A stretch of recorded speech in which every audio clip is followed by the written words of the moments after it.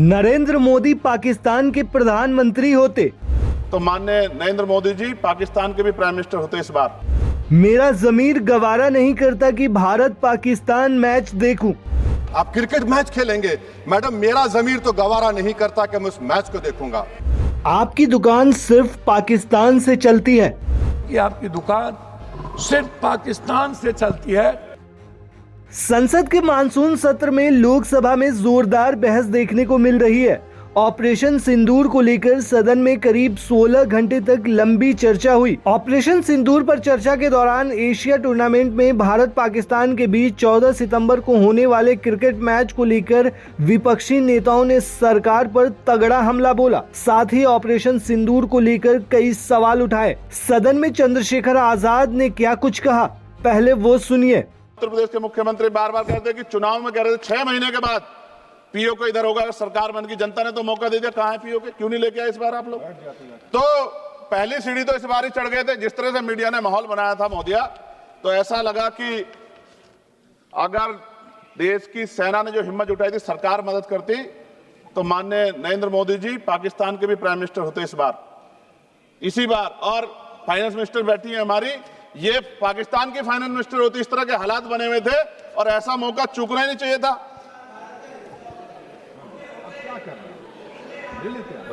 ले लेते, इससे अच्छा मौका किसे कैसे मिलता?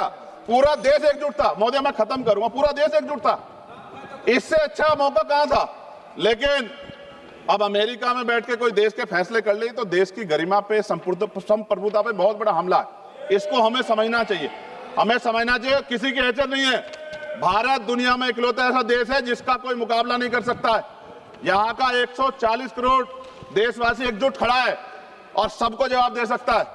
वहीं ओवैसी ने इस दौरान सरकार को जमकर घेरा।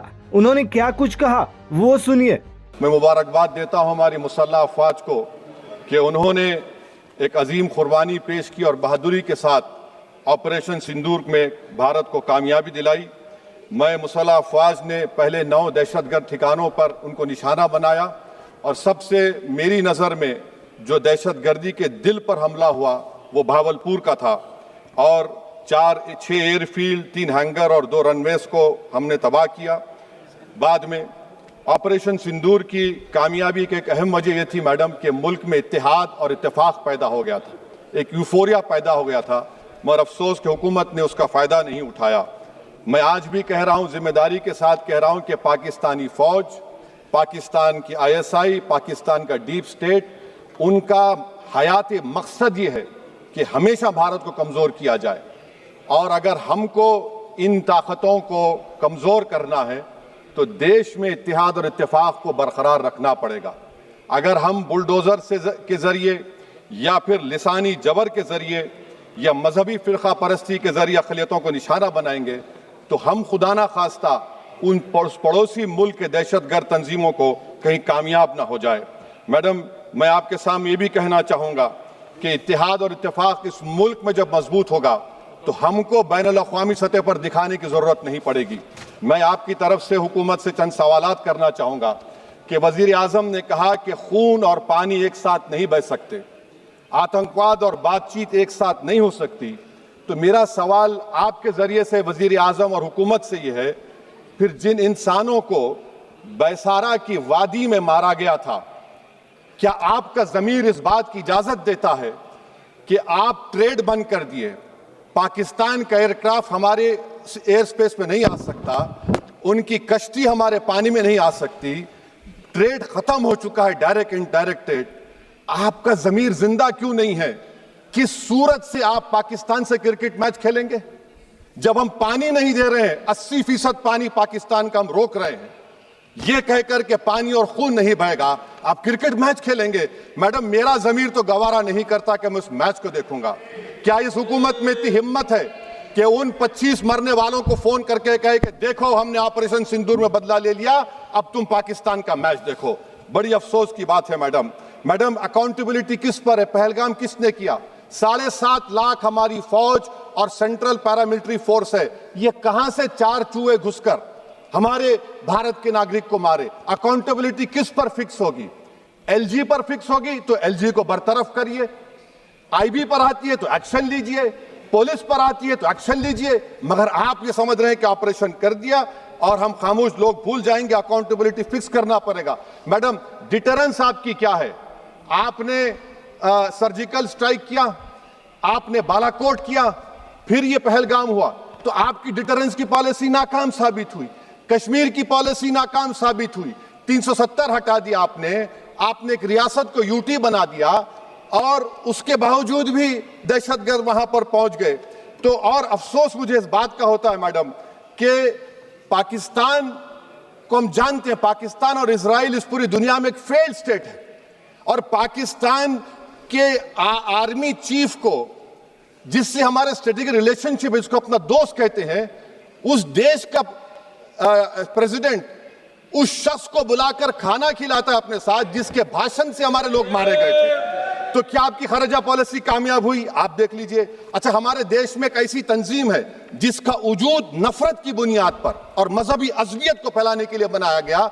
उनको तकलीफ है सेकुलरिज्म से, सोशलिज्म से, मगर हमारे संविधान के प्रियम्बल में लफ्ज सॉवरेन है। सॉवरेन का मतलब यह है कि हम खुद मुख्तार हैं, हम हाकिम आला हैं, हम अपने मुल्क के मुकद्दर का फैसला करेंगे। एक गोरा व्हाइट हाउस में बैठकर भारत की सीज फायर का ऐलान करेगा? यह आपका नेशनलिज्म है? अफसोस होता है मुझे सर। मैडम, मैं आपसे पूछना चाह रहा हूं कि अगर एक चचा सैम ऐलान कर रहे हैं तो हमारी फौज पर क्या असर पड़ा होगा? हमारे उन पायलटों पर क्या असर पड़ेगा जो नहीं मालूम कितनी ऊपर आसमानों पर भारत की हिफाजत कर रहे हैं? वो नेवी का सिपाही जो समंदर में खड़ा हुआ है, उसको यह नहीं मालूम हो रहा है कि मेरा प्रधानमंत्री ऐलान नहीं किया, एक गोरे ने ऐलान किया। बड़ा ये आपके कैसा होगा ये?